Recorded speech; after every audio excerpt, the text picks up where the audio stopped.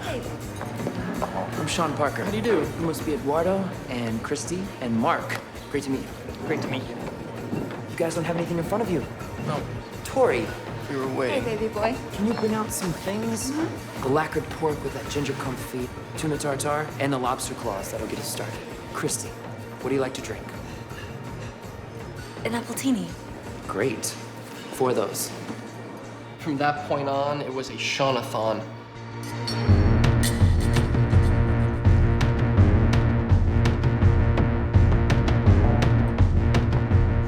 The question was, what did you talk about?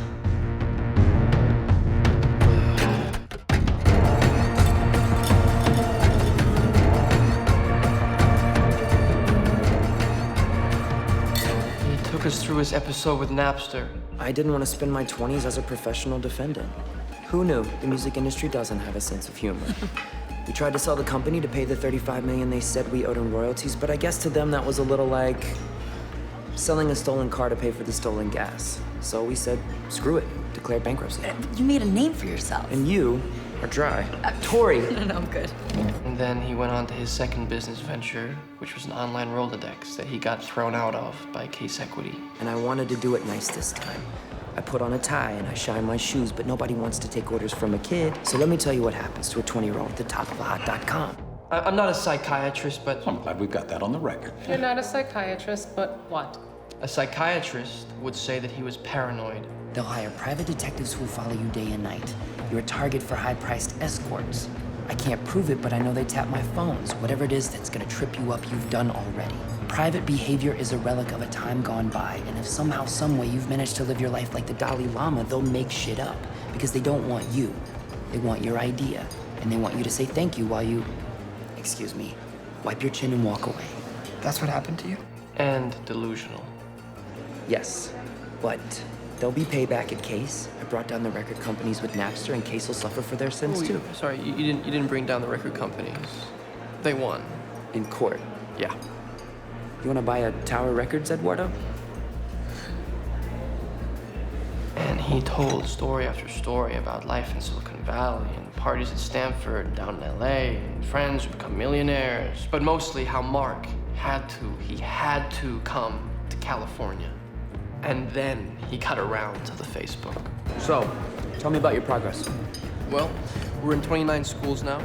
We got over 75,000 members. Tell me about the strategy you're using. Okay.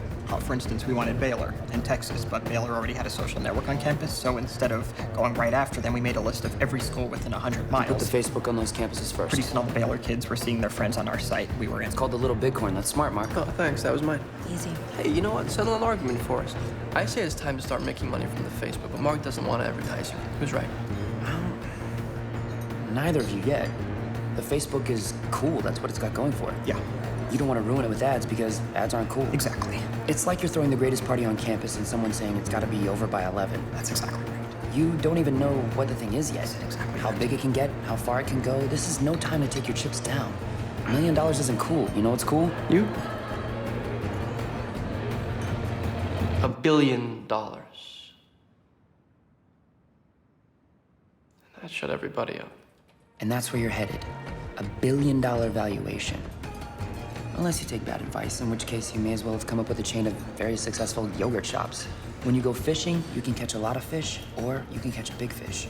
You ever walk into a guy's den and see a picture of him standing next to 14 trout? No, he's holding a 3,000-pound marlin. Yep. That's a good analogy. Okay, but we all know that marlins don't really weigh 3,000 pounds, right? Have you seen the big ones up close? No, I haven't, but I don't think the guy's holding a marlin the size of a Range Rover. That would be a really big fish and a very strong guy. You think we might be getting away from the point? I don't have a dog in this fight. I'm just a fan who came to say hi.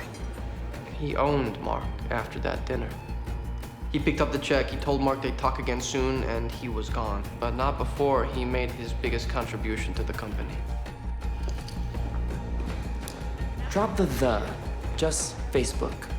It's cleaner.